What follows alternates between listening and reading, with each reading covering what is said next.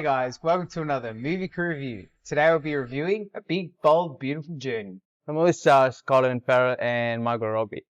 So Sarah and David are two singles who meet at a friend's wedding and have a surprising interchange as they twist themselves into an adventure where they have to relive the most important moments of their lives on this adventure. So we're going to get into the review today, and Moon's going to start us off.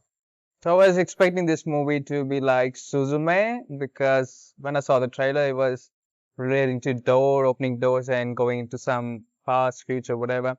And I wish the movie was like that. If you've never seen Suzume, I would highly recommend it.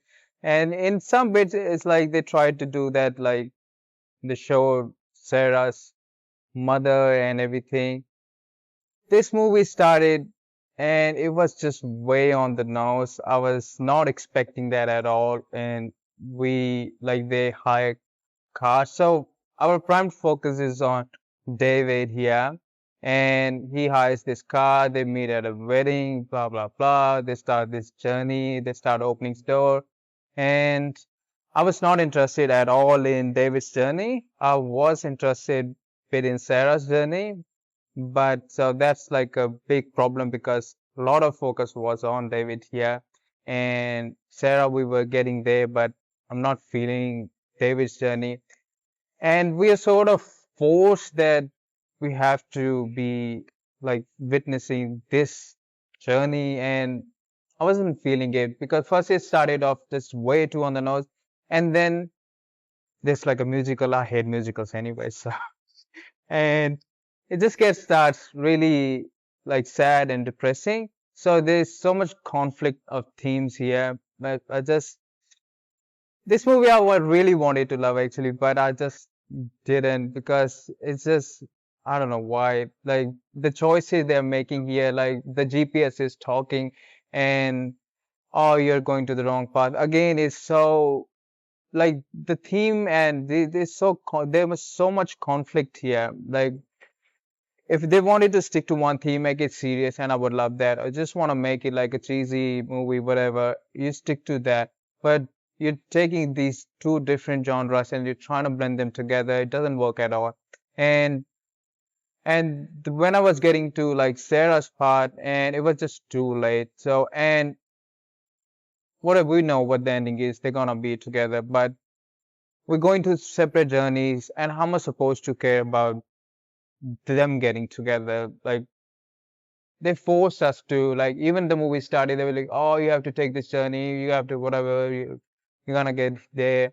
But it's all so forced. So yeah, not for me. John? Yeah, I didn't really like this one too much. I thought it was going to be like Eternal Sunshine of the Spotless Mind. That's kind of the vibes I got from this. But yeah, I was a bit disappointed in the overall execution of it. For me, my favorite part was probably the first bit where they go to I like the museum when they go to that bit. I also liked the high school musical segment.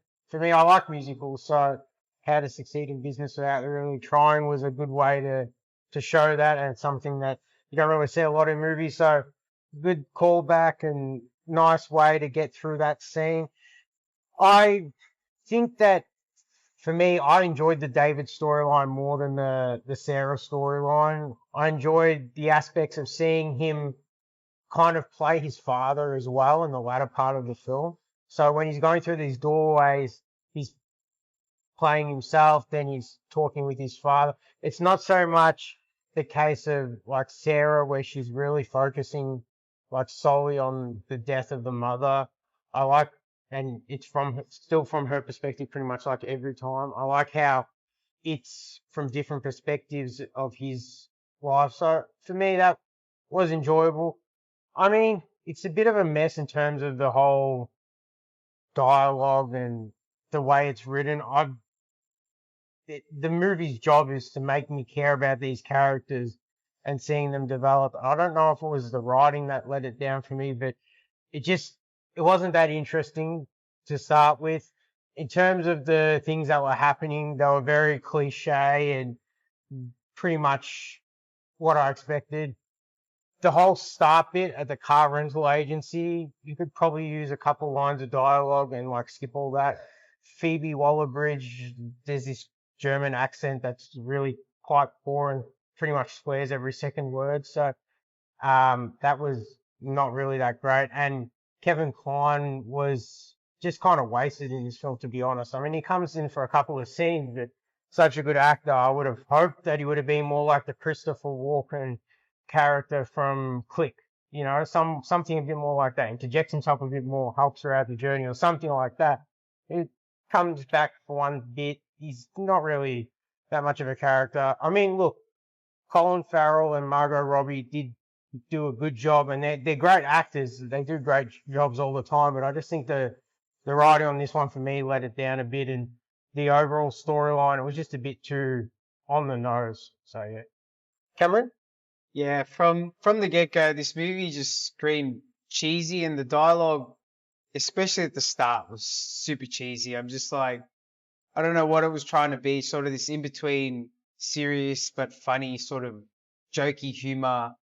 It really didn't fit to what I expected the movie to feel like. And by the end of it, yeah, I just don't understand the beginning whatsoever now watching the full thing. But even in that moment, I'm just like, this doesn't really fit. But the latter part of the movie is by far the best part of this movie, especially like John said, I think the David Colin Firth's part when he's being his dad and he's talking to his younger self. I think that scene was my favorite out of all of them. And then even Sarah's end scene as well. Both those end scenes were very well done, but to get there was a real struggle. And like Moon said, it felt very forced. Like I wasn't really going for either of them, I suppose, but by the end, like I enjoyed how they sort of ended their stories, but to come together didn't really make sense to me. But to have the full explanation of their story was okay for me. But yeah, just the coming together, I wasn't like cheering for it or really eager to see that happen, which I think is a major fault in the movie. I mean, I should be rooting for them to come together at the end, but really it didn't matter to me. But seeing how they've sort of both their characters evolved themselves rather than resolve should they be together, which is what the movie was really forcing. Like, these people should be together. Let's get them together. They're both faulty, but they're going to work each other out. And then when they work themselves out, they'll come together. I think for me, that was really weak and just didn't come across well on the screen.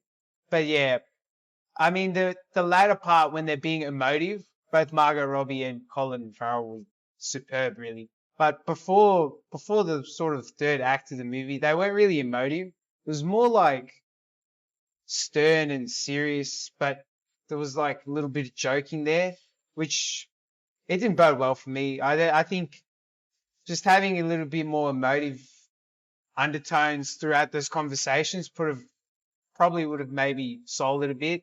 Like she's joking about her mother's death and this, that. And I get that's probably her character and how she's dealing with the grief, but it just it didn't come across that way fully for me. So that's why I think it fell pretty short for me.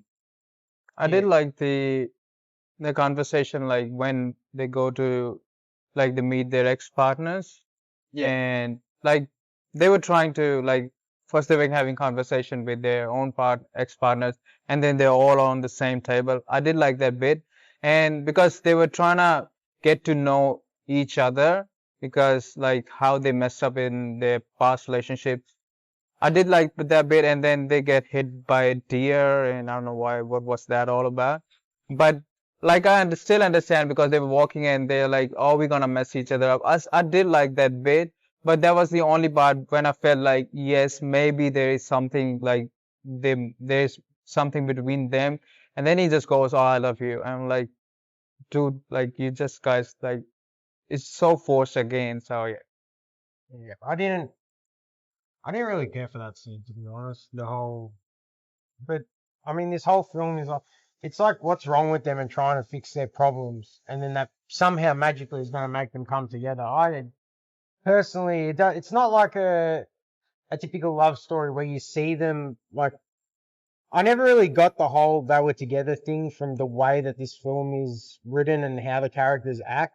I know they have like the cutie like meets and things like that, but like when you watch these kind of films, you kind of root for them to come together at the end.